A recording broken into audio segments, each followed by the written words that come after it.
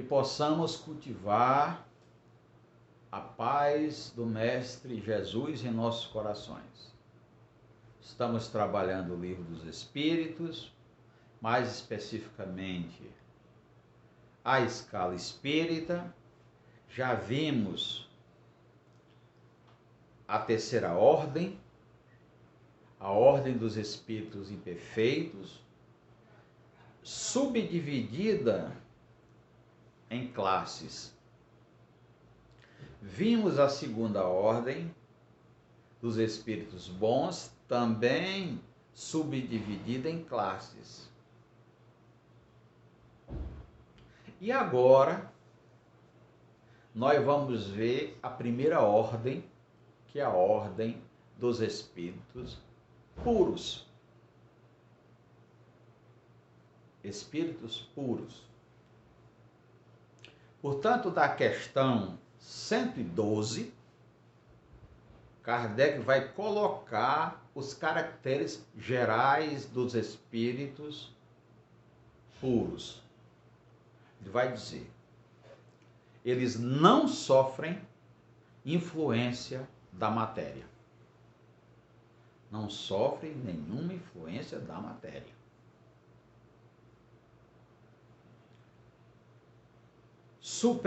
Eles têm superioridade intelectual e moral absoluta, olha, absoluta, em relação aos espíritos das ordens anteriores, ou seja, da primeira e da segunda ordem.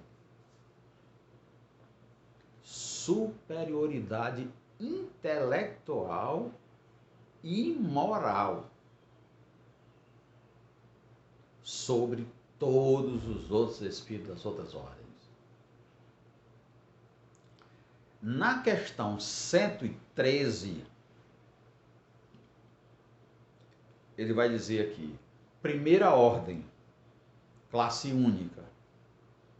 Então, nas outras ordens, nós vimos que elas eram divididas em ordens, aliás, em classes, e nesta apenas uma classe. Mas aí tem uma observaçãozinha rápida, que pelo fato dos espíritos puros, aqui na questão 113, só existir uma classe, uma única classe, isso não quer dizer que ao chegarmos à condição de espíritos puros, sejam todos na mesma condição, ou estejamos já na mesma condição. Porque ao chegarmos à condição de espíritos puros, há um processo de refinamento espiritual. Há um processo muito longo, não é? Então, quando nós chegarmos, ou quando o espírito chegar à condição de espírito puro, ao chegar, é como se ele fosse ali estagiando, né, nos primeiros momentos, estagiando. E ele vai caminhando, se aperfeiçoando ainda mais, se purificando, sabe? A caminhada é longa, muito longa. Então, mais uma vez, não é o fato de chegarmos a espírito puro que lá já chegaremos na mesma condição daqueles que já são espíritos puros há milênio. Tem sentido, né? As coisas não funcionam assim. Mas, por hora, só isso. Aí ele diz aqui, primeira classe, né? Questão 113. Eles percorreram todos os graus da escala e se despojaram de todas as impurezas materiais. Já se despojaram, estão livres, não sofrem mais nenhuma influência das influências materiais, das impurezas, das energias materiais. Tendo alcançado a soma de perfeições de que é suscetível a criatura, não tem mais que suportar provas ou expiações. Não tem mais que suportar provas ou expiações. Nós vimos lá nos espíritos bons, na segunda ordem, que eles ainda necessitam passar por provas.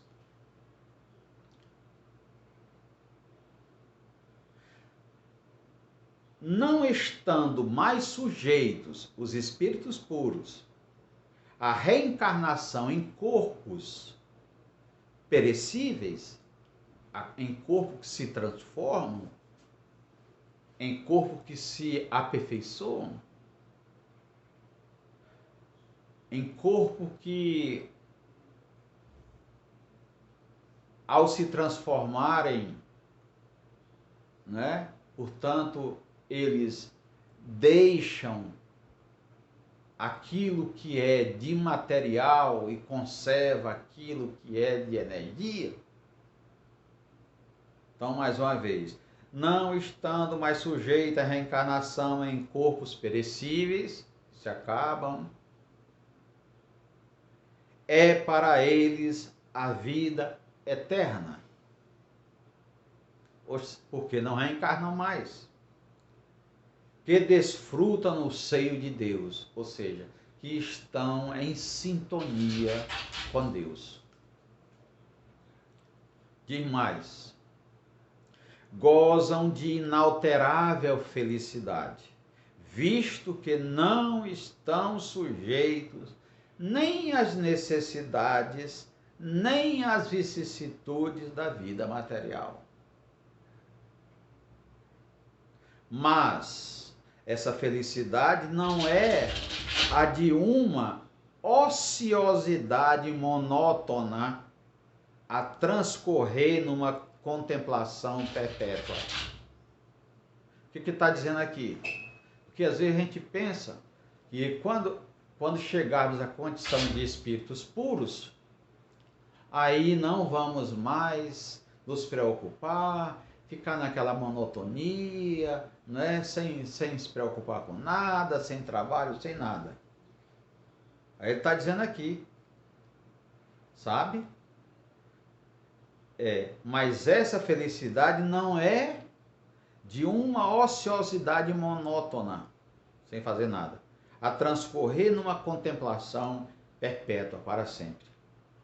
São os mensageiros e ministros de Deus, cujas ordens executam para a manutenção da harmonia universal.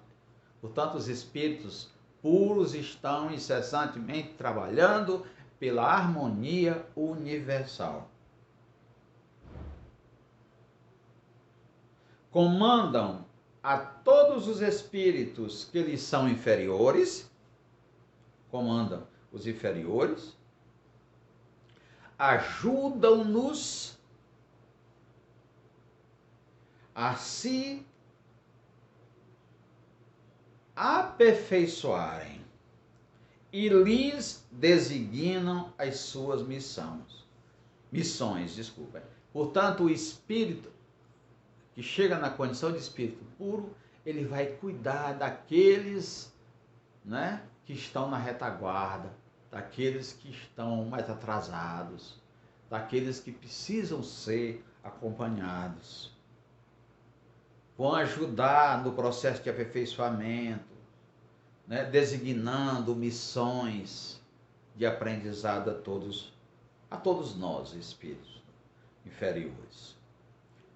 Assistir os homens em suas aflições, concitá-los ao bem, ou à expiação das faltas que os mantém distanciados da felicidade suprema, é para eles uma doce ocupação. Isso aqui é bonito, né?